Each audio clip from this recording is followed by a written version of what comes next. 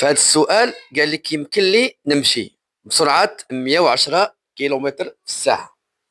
الجواب واحد. 120 كيلومتر في الساعة، الجواب زوج.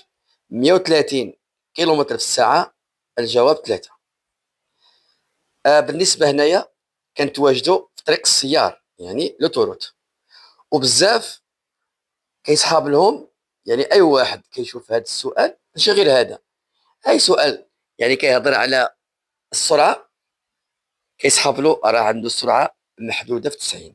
لا، راه السؤال هنايا كيعمم، ماشي قال لك اللي عنده بيرمي جديد، راه ماشي هذا السؤال كيهضر على هذوك اللي عندهم بيرمي جديد، لا.